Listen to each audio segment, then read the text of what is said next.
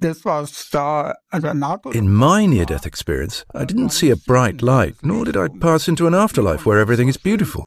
For me, it was exactly the opposite. I ended up in hell. It was really intense.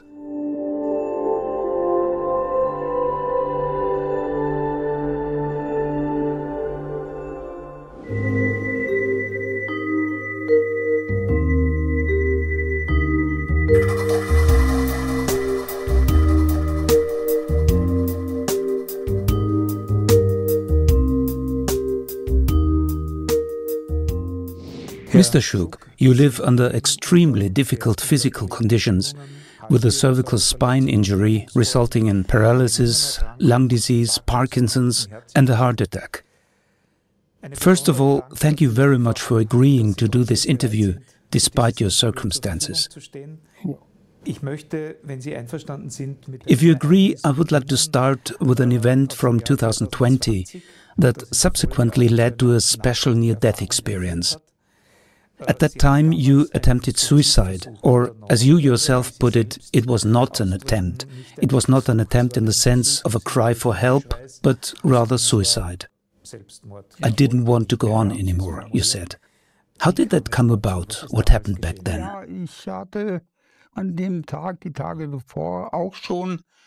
On that day, and even in the days before, I had become increasingly melancholic, how shall I put it? And on that day, I felt an overwhelming longing for my daughter, Tanya. She is my eldest and passed away in 2013. My youngest daughter and I found Tanya dead in her flat. I wanted to be with her so badly. I didn't want to live anymore. I felt abandoned and lonely, and at that moment, it was overwhelming. Did you have a very close relationship with your daughter Tanya? Yes, Tanya and I had a very close relationship. And what did she die of? Pulmonary embolism. She had problems with thrombosis. She had to have regular thrombosis injections. And I suspect she stopped taking them because she showed me her stomach 3 weeks before. She was very slim, and she said to me, "Look, Daddy, all the bruises from the injections." When she died, we found lots of unused syringes on the living room table. So I assumed that she hadn't been taking them in the last few days, or weeks perhaps, because of the bruises, given she was a bit vain. And that then led to a pulmonary embolism. And that must have been a very heavy blow for you. How did you react at the time? What happened next? First of all, my weight went up to 150 kilos and I shut myself away. The blinds in my flat were all down, darkness. Did you live alone? Yes, I only went out when I needed to buy something. And I mainly bought chocolate and beer, things like that. I withdrew and completely shut myself off. I didn't want to see or hear from anyone. The pain was just too overwhelming, and within a very short time, I gained weight until I weighed 150 kilos. Within months? Yes, it didn't even take half a year, I think. My situation at the time was that I was living on the second floor of a building. With my chronic obstructive pulmonary disease and other illnesses, and weighing 150 kilos, it was a disaster, and it was clear I couldn't live like this anymore in this place. You were already very ill at the time, right? Yes, I was already very ill. Please tell us how you were feeling at the time. I had severe COPD, which is called asthma overlap syndrome. I was undergoing treatment for it, and the doctor suspected at the time that I had Parkinson's. Today, I know that there are different forms of Parkinson's. In my case, it is the essential tremor-dominant form. So it's the rough and violent type. My daughter or my mother could have told you a thing or two about what that means. When I wanted to pour myself a drink, that's what my hands did. Everything got spilt because I couldn't control them. Other Parkinson's patients have fine tremors, but for me it's a rough shaking.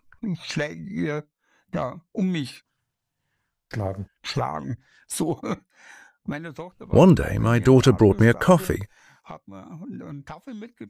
She just pressed it into my hand. I didn't think anything of it at the time, and then it started. The coffee spilled all over the flat, over her, over me, over the sofa. So you were already in very poor health at the time. You had gained a lot of weight and withdrawn after the death of your daughter. And what happened next? Did the hole inside you get even bigger? Yes, I then sought help from a psychiatrist and neurologist because I had a severe epileptic seizure. I was in Ulm for treatment because of that. Also because of the depression that has haunted me my whole life. I have to say that I also have borderline personality disorder and bipolar disorder. And yes, in the end I sought help and was prescribed medication. That certainly contributed to my rapid and extreme weight gain. And finally, after 2.5 or 3 years, I think, I said to myself, I can't go on like this. I have to lose weight. Because it was all just too much to bear. If someone claims to be happy weighing 150 or 200 kilos, I can't confirm it. That's not true. I suffered greatly from it. You knew it could be different. Yes, when you see pictures of me today, with a belly like that and a bloated head, that's not me. You wouldn't believe it. And finally, I banned sugar from my house. Chocolate. I stopped eating sugar altogether and consistently ate only half the amount. And I gave myself time. So I didn't put myself under pressure to get back to a normal weight in 6 months. I knew it would take time. And although things were improving in that sense, at some point you could no longer bear your situation, which led to this suicide attempt. Yes, it was here in this flat. I came to this flat back then. Before that, I was in hospital in Ulm because of my Parkinson's disease. I was supposed to get new medication that was right for me, but I caught a hospital virus and had to stay there for another 5 weeks in isolation. No one visited me, only nurses in protective clothing, full gear.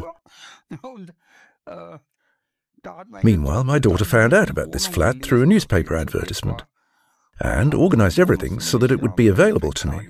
So your younger daughter took care of you. You weren't in good health. Eventually, you attempted suicide. Was there a specific trigger for that? No, there was nothing in particular that led to it. It was the feeling of loneliness and the overwhelming need to be with my deceased daughter. So you didn't have such a close relationship with your younger daughter, who looked after you, right? We love each other very much. She is also there for me, but of course she has her own life. She has to work and so on. That's clear. But at the time, I felt that she didn't have enough time for me. Of course, she had her own life, but I would have liked to have had more of her company. Today, I see things differently than I did then. You felt very lonely at that time. And you had a strong need to be with your deceased daughter. Being with your daughter, were you convinced that there is life after death? Yes, I was. After my near-death experience, however, even more so than before. What did you do then? It was in the evening one day. I am a pharmaceutical chemistry lab technician, so I know a little bit about medicines, and I had access to many medicines. I had 2 months' worth of supplies with me and just took everything that seemed suitable. I stuffed as much as I could hold in both hands into my mouth. I washed down the medication with a few bottles of beer, and then all I remember is sitting down here. There was only a sofa. And then I don't remember anything else. I came to in the hospital's intensive care unit, where my daughter was also there. She was allowed to come to me. And then I became aware of my near-death experience of what had happened. So you became aware of the NDE when you woke up? Yes, it burned itself into my memory. Please tell us about it. I remember it all very clearly. But I must preface this by saying that when I was admitted, my daughter's doctor said, "Your father will most likely not survive due to the large amount of medication he has taken. And if he does survive, he will likely suffer severe brain damage." In my near-death experience, I did not see a bright light, nor did I pass into an afterlife where everything is beautiful. For me, it was exactly the opposite. I ended up in hell. It was really intense. There was a palace made of stone, grey, large, with a high canopy roof like those found in China or Japan. And there was a throne, a flat throne without a backrest, which ultimately looked like a block of stone. And the devil was sitting on this throne. He looked down from above, where a jetty ran out into the sea and boats were moored on the left and right. Old boats that also looked Japanese. These boats moored there, and then the souls were brought to the devil. They got out of the boats and were brought to him.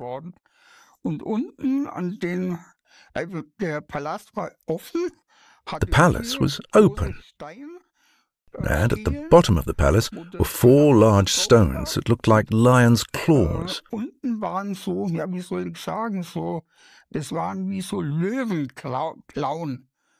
They turned, and that made a terrible grinding, creaking noise, very loud, very intense. It was only later that I realized what this was obviously connected to.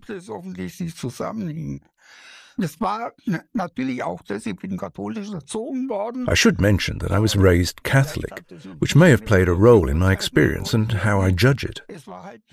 In any case, I saw the devil. It was hot there.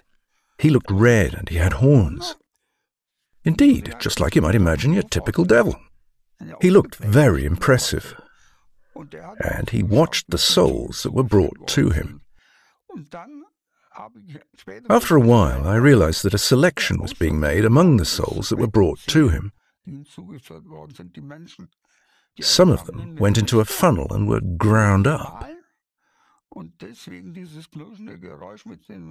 This created a terrible creaking noise that was connected to the lion's or tiger's claws. So they served, so to speak, to control the grinding mechanism. Yes, exactly. And that frightened me greatly. The whole situation was terrifying. Scared to death. Yes, scared to death. Were you an outside observer, or did you feel that you were part of the scene? That you could also be thrown into the funnel? That you were also affected?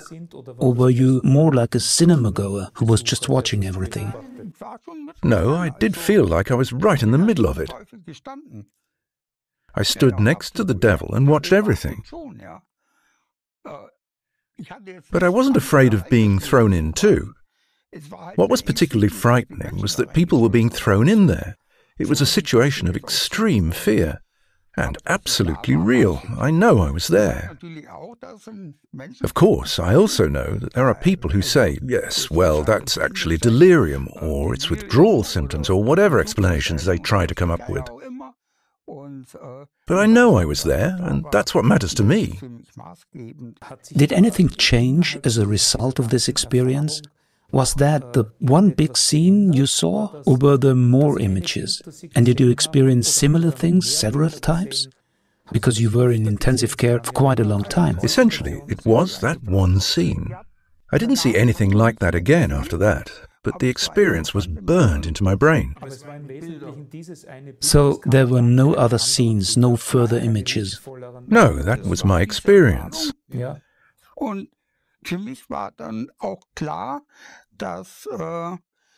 But then it was also clear to me that God had given me life. I am a religious person, I believe in God, I am not Catholic, but I believe in God. And the consequence was that I had the certainty God gave me life, and as a human being, I do not have the right to take my own life and act against him, because if I do that, I'll end up exactly where I don't want to be, namely, not with my daughter, but in hell. I don't have the right to take my own life. My experience led me to this deep conviction. And that was such a profound experience that it has had a lasting impact on you. Yes. Even to this day. You couldn't imagine attempting suicide again today. No, definitely not. Because now, after this experience, it goes against my beliefs. When the time comes that God decides it's enough, that it's time for me to go, then that's fine. But until that happens, I'll stay here no matter what happens in my life. And for me, the word acceptance is also very important in this context. It also has to do with my guardian angels, whom I have experienced and in whom I didn't believe before. Now I believe in them, and I know exactly which ones are mine, because I have had experiences with them. But that was after the NDE, correct? Yes, that was afterwards, but there had been contact before that too. You had this experience of being in hell during your time in intensive care. Were there any further experiences or impressions of this kind afterwards? No, I didn't experience anything else like that afterwards. I was fully awake again. But it took a few days, 5 or 6 days for sure, until I was ready. And during that time I had the experience. I was in hell. It obviously lasted 5 or 6 days. I found out about this time span afterwards. So you had the impression that this hellish experience lasted for days? Yes, it actually lasted for days.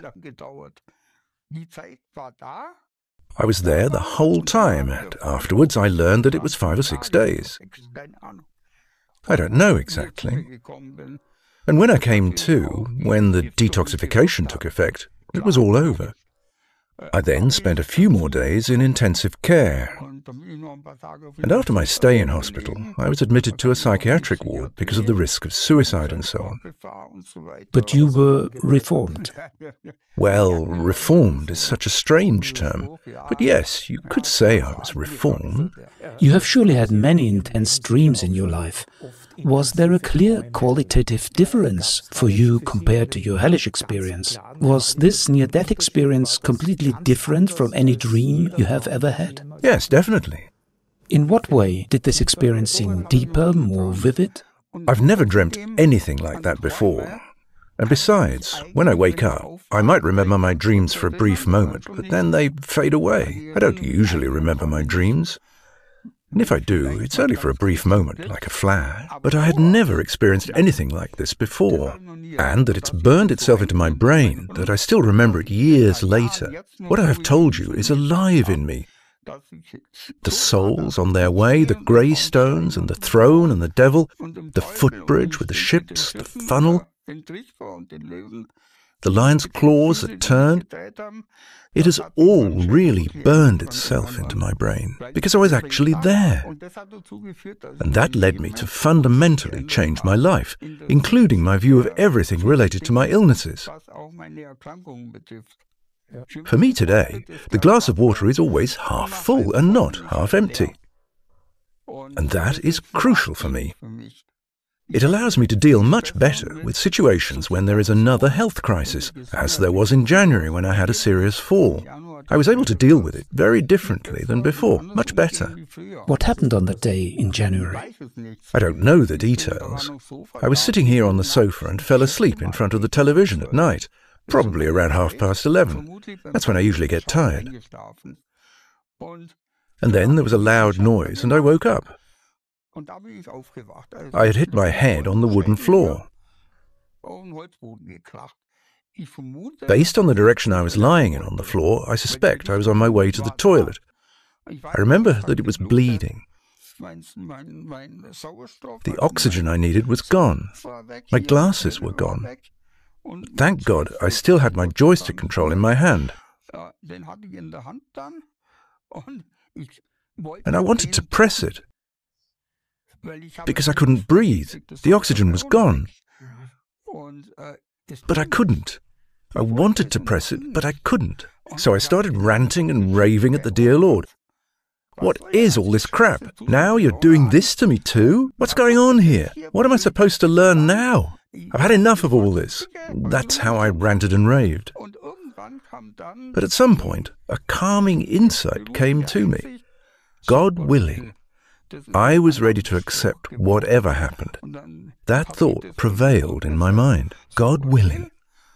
That calmed me down. And suddenly I was able to press the button after all. So the device started up. That allowed me to activate the home emergency call system. And then I was able to call for help. So this attitude became very important to you, accepting things with confidence. Yes, exactly. I would like to come back to your experience. How did it begin? Do you remember transition to this hellish experience? An out-of-body experience? Or were you simply there? I was just there. Did you experience yourself as you experience yourself here, or was this experience somehow different? I could observe and perceive everything that was happening around me. You were the person you are now. Yes, exactly. For example, I've always had my difficulties with the Christian faith. Jesus? Well, he must have been an admirable person. But I could never really believe in his ascension. I believe in God. And I also had other things to deal with. For example, I have experience with card reading, angel cards. A carer brought me some of these cards and explained to me what I had to do. After that, I had the cards lying around here for about a week. And at some point I thought, well, okay, I'll just give it a try. And even though I really didn't believe in it, she explained to me, turn the cards over and look at them one by one as they lie. You will feel the one that is right for you. You will feel a slight warmth or something like that. So I ran my fingers over the cards, and with one of them I thought, there's something. But immediately afterwards I thought, nonsense, that can't be. Rubbish. Finally, I had gone through all the cards and reached the top. Then I was told to go back and look at all the cards again, and when I came back at exactly the same card, I had that feeling again. There's something there. So I took that card and turned it over. Je feel. And what was on it? Be patient and accept. Exactly that. You mentioned angels earlier. Do you feel supported, guided on your path through life? Today, I believe that I am in this world so that my soul can learn something. And when I look back, it seems that my soul was very eager to learn, thirsty for knowledge, and it still is. Hungry for experience. Yes, and I am firmly convinced that if I do not solve my problems in this world, fulfill my task, then I will have to return in the next life. And I don't want that. So, reincarnation is also a possibility for you? Yes, of course, logically. After my experience, yes. That changed everything. Did you believe in repeated earthly lives before your experience? I didn't really believe in it. You said that you were raised as a Christian. Christians don't normally believe in reincarnation. I know that I will be with my daughter as soon as God gives me the time, as soon as He says, now come to us, it is time for you. And until then, I have to accept life as it is meant for me in this world. Even if I don't understand the connections, it doesn't matter. Someday I will understand. Did you receive any direct reference to reincarnation during your experience of hell? No, not that. So you adopted this belief afterwards? After that, I knew. You knew because it seemed logical and consistent to you, or because you simply knew? I just knew. When I woke up with the experience burned into my mind, I knew that was how it was. Do you feel that your overall physical condition has improved since this experience? Or that you can cope with things more easily? No, I wouldn't say so. But I don't expect any improvement in my illnesses. My COPD, for example, will get worse every year. I know that, and I experience it too. For example, 5 years ago, with oxygen for 24 hours, I had a blood oxygen saturation of 96 to 97%. But now I'm at a maximum of 89 to 90%. So I'm already on the brink. And if I wake up at night and my oxygen has slipped away, the mask, then I can quickly end up at 70 or 65%. And that's already critical. Religion, spirituality, which role do they play for you today? A very big role, but the way I understand it. Your own experience is the decisive factor. Yes, I believe in something greater, something universal. I call it God. The term may be Christian in nature for me, God, male, and so on, but that's not a problem for me. The belief gives me a good feeling. And I know that my Tanya is in good hands up there. That I don't have to worry about her. She's happy there, I know that. And we will see each other again, I know that too. But not at a time that I determine. God determines that. That's the difference from before. How are you coping physically with the pain? Did you receive palliative care? Yes, I was in the palliative care unit in Weissenhorn. I had a single room there, which was really lovely. And the nurses took very considerate and personal care of me. They always had time for me. And they kept emphasizing, if you're in pain, let us know, and you'll get what you need right away. That was absolutely unusual for today's standards. It's different in a normal hospital ward. That was when I met Mrs. Nintid. And during a conversation, she suddenly said something to me, right in the middle of the conversation. The lights were off, the television was off, the weather outside was gloomy, so there was nothing that could have influenced it. We were talking about Tanya, about my situation, how much I miss her. We talked about everything that had happened, and then she suddenly said to me, Mr. Schug, behind you on the wall, it was a white wall, there is a blue glow. At the time, I thought to myself, what on earth is she talking about? Is there something wrong with her? I don't believe that. It can't be. Then I turned around, and sure enough, there was a blue shimmer on the wall, clearly visible. This is Michael, with the blue sword, for protection. You sensed that? Yes, it was clear to me then. I saw this blue shimmer, and then I was convinced. I mean, I can't just pretend that nothing is there when I see it. It was really a clear sign that I couldn't ignore. Just as I couldn't ignore Jofil. It was the same with the card. So you had a deep conviction that you were being guided. When I woke up in intensive care after my suicide attempt, I always said a whole horde of guardian angels must have descended on me. Their motto was, we have to save him. He's not going to escape us now. We have to get him out of there. That's really how I saw it. I could smile about it. That's how life is for me now. Although I still experience depression. Yesterday, for example, I wasn't feeling well. I've been having trouble breathing for the last few days, even at night. It's not nice when you feel like you're suffocating. It's a really awful feeling. But still. Nevertheless, you always say the glass is half full. Yes, and I get help when I need it. I couldn't do that before. I was always someone who took care of everything myself. Today I can admit that I need help here. That's no longer a problem for me. And it's a big step forward for me. So you're optimistic about the future? Yes, not necessarily in terms of my illnesses. But there is a reason for me to be here. My children need me, and my grandchildren especially. I can be there as a grandfather, even with these disabilities. I have my advantages. My brain is in top shape. And I have my hobbies, everything to do with electronics, mobile phones and so on. If there are any problems, everyone comes to me. My mobile phone isn't working, can you help me with that? I always manage to fix it. I enjoy that. It's a wonderful, fitting task for you. Yes.